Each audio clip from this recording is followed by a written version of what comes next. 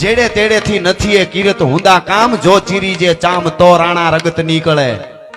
એમને નો થાય કાલું લાંબો હાથ કરીને કીધું ડોક્ટર સાહેબ એકચ્યુઅલી લોહી કાઢી લ્યો, 1 બોટલ 2 બોટલ 10 બોટલ આપણને ફેર ના પડે, પણ ચામડું ના તૂટવું જોઈએ તો થાય. જો ચીરી જે ચામ તો રાણા રગત નીકળે.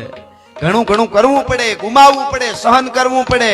તમારા ઘરમાં પૂર્ણ શાંતિ જો હોય, આખા ઘરમાં વિચારી લેજો બેઠેલા પૂર્ણ સંતોષ ને પૂર્ણ શાંતિ આખા ઘરમાં હોય તો નક્કી કરજો કોક સ્ત્રી શક્તિ સહન કરે છે તો જ તમારા ઘરમાં શાંતિ હોય, નકર હોઈ શકે નહીં. એ માના રૂપમાં સહન કરતી હોય, વહુના રૂપમાં, દીકરીના રૂપમાં કે જે રૂપમાં કરતી હોય, પણ કોક શક્તિ તો જ થાય, બાકી નો થાય. હમણાં કીધું નકર એક્સિડન્ટ જ થાય, બહબહટી બોલાવે. હમણાં એક જગ્યાએ ચા પાણી પીવા અમને લઈ ગયા, મિત્ર પ્રોગ્રામ હતો ગામડામાં, તમે બેઠા તો ઓહરીમાં બાજુમાં ડોહીમાં જેમ આવે એમ બોલે, વહુ ઉપર બહબહટી બોલાવે. હાવ મેં કીધું કેમ એટલા બધા? તો કે એ ડોસી એવા છે જ. વહુ પરણીને હમણાં આવી 2 મહિનાથી, વહુનો એક શબ્દ કોઈ દી સાંભળ્યો નથી. ડોસી હાવ ધડિયું જ કાઢે જો ને. મેં કીધું એમ પરબારી ખાનદાની નો આંકી લેવાય, ડોહીમાં બિચારાનો હાથ ફાટી જાય છે, એમાં કાંઈક છે. મેં વંડીએથી ઊંચો જઈને જોયું ને તો ખબર પડી વહુ કાંઈ બોલે નહીં, રહોડામાં બેઠી બેઠી હાથમાં હાણસી લઈને આમ કરે,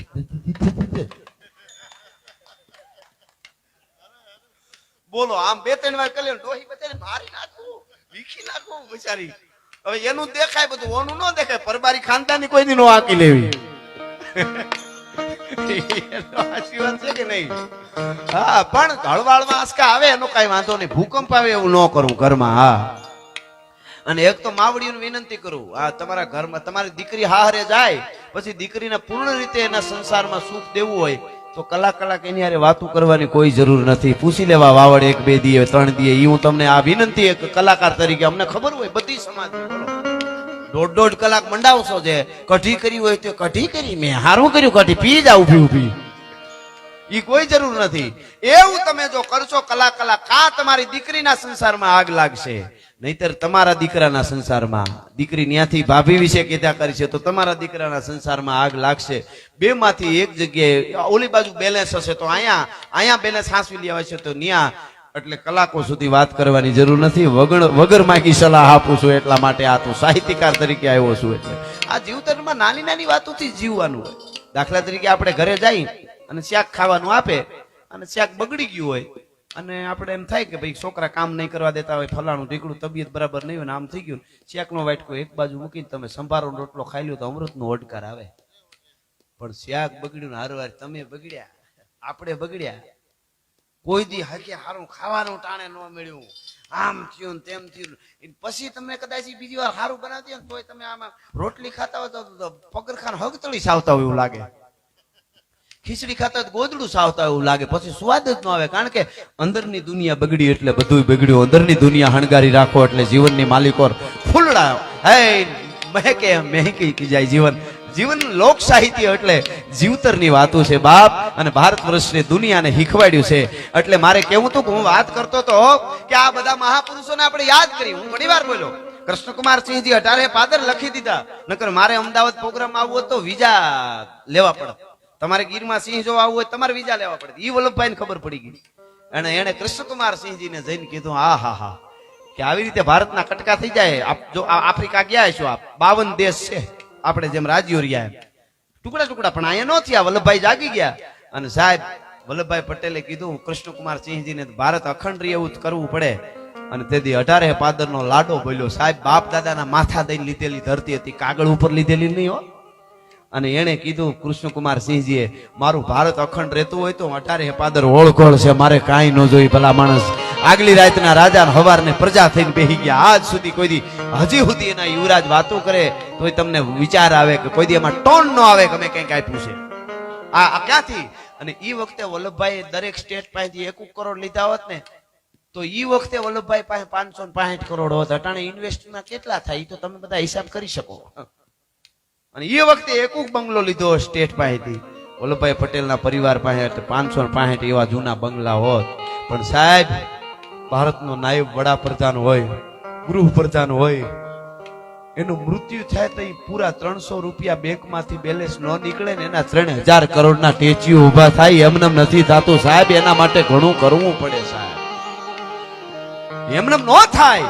હિન્દુત્વ માટે, સનાતન માટે મહારાણા પ્રતાપ અરાવલીના પહાડોમાં ઝઝૂમતો હતો ને એટલે એના ગીતો ગાઈ. તમે શિવાજીને વાંચો તો ખબર પડે, દીકરાના શું બલિદાન દીધા એ વાંચો તો ખબર પડે. પણ એની હારોહાર પ્રતાપનો શેરો ઝાંખો પડે ને મહારાણાનો, તો એને ઘરના નોક નો કે ચિત્તોડના એવા મહેલ મૂકીને આવ્યા હતા કે આપણે પિકનિકમાં જવું છે. થોડાક દી અકબરની સેનાને કહી દો જે કરવું એ કરે, મારે નહીં ચાલે. કહી દઉં છું માં બધું આવી જાય. પણ નહીં, પડખે ઉભીને અજબદે પવાર મહારાણા પ્રતાપના પત્ની કોકદી વાંચ્યો એમ કહેતા હતા, રાણાજી થાકી ગયા હોત 2 મહિના પોરો ખાઈ લ્યો, કઈડે બાંધેલી 2 તરવાર ને ચેતક ઘોડો આપી દો, આ રાજપૂતાણીને 3 વર્ષે મેવાડને કેમ ઘેરે કરવું એ ભલા માણસ. હા હા હા, હું એટલું જ કહેવા માંગુ છું, નારી શક્તિની ભારત વર્ષની જે તાકાત છે એને ખાલી ઓળખી જાઓ. 30 સેકન્ડનો વિડીયો રીલમાં બનાવીને તમે માનતા હો કે અમારી શક્તિ પ્રદર્શન, તો તમારી બહુ મોટી ભૂલ છે. તમારી અંદર અદ્ભુત શક્તિ પડેલી છે માવડીઓ. એટલા માટે આ કડીમાં કવિ પ્રતાપ માટે કહે છે,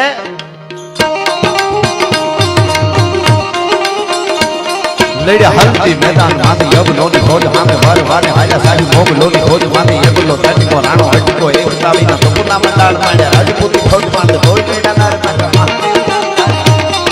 જય હો આહલા.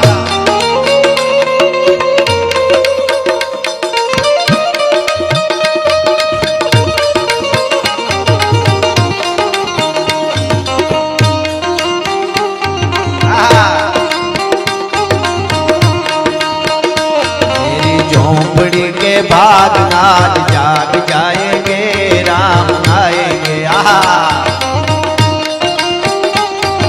साहब रामनी प्रतिष्ठा શું કામે કરી તમને એ કહી દો. આ બધા ભણેલા ગણેલા છો, સમજદાર છો, કોઈ પ્રશ્ન તમને કરશે કાલે. 21મી સદીમાં રામની પ્રતિષ્ઠા શું કામે ભાઈ?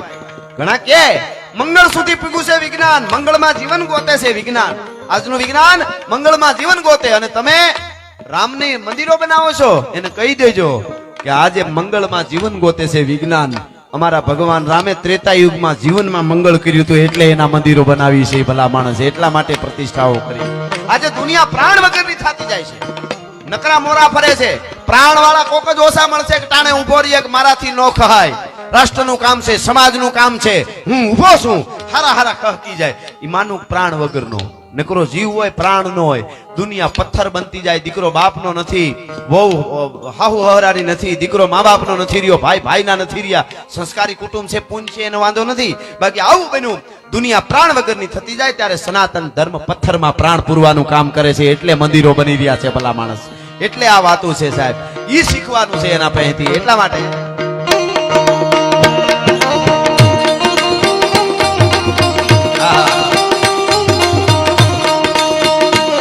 मेरी झोपड़ी के भाग नाज जाग जाएंगे राम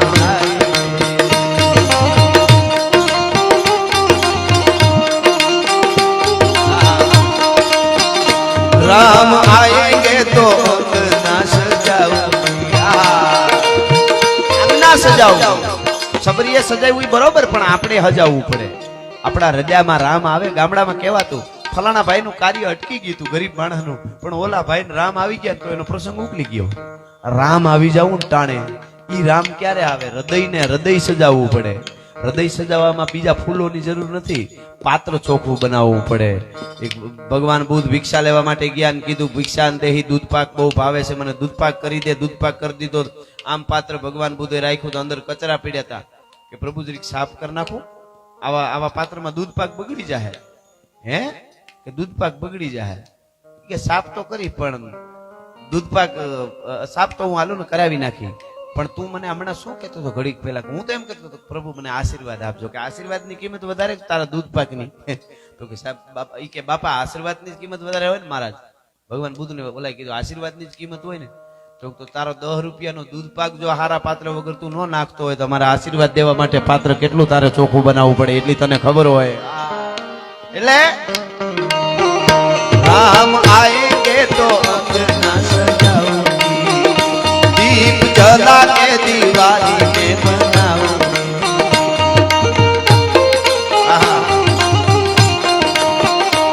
मेरे जन्मों के सारे पाप कट जाएंगे राम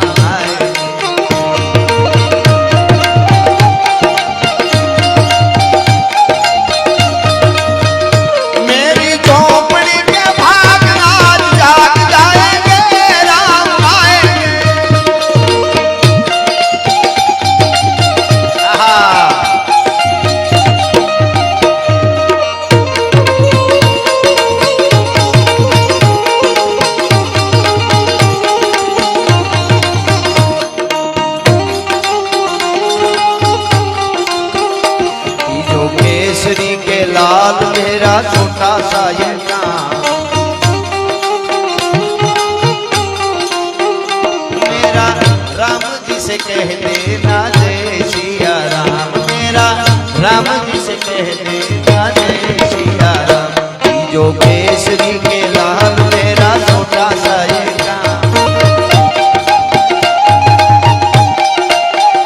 मैं तो राम संग जपता तेरा ये सदाना आ हमारा ब्राह्मण नो દીકરો હે હમણાં કેટલા પ્રોગ્રામ ગમે એ હોય એ આવે અને ધરાર ગોળ કરે જોરદાર તાળીથી બજાવો આ ભૂદેવ છે અમારે બરડા ઘેડ બરડાના હા અમારા રાકેશભાઈ પ્રજાપતિ એવો દેશભક્ત છે ટાટા બધી ગાડીઓથી વેસીને ટાટાની જ ગાડી લેવાની દેશભક્તિની રાષ્ટ્રની જ વસ્તુ લેવાની અને માટીના વાસણો ક્યાં ક્યાં સુધી બધા એને પુગાડે છે અને રાષ્ટ્ર માટે સતત રાષ્ટ્રદેવો ભવ એવા કામ કરીને આગળ વધે છે રાકેશભાઈ પ્રજાપતિને તાળીથી આપણે વધાવી સાથ કરતા હોય ને બિરદાવશું ને તોય આપણે ઘણું બધું સારું કરી શકશું એટલા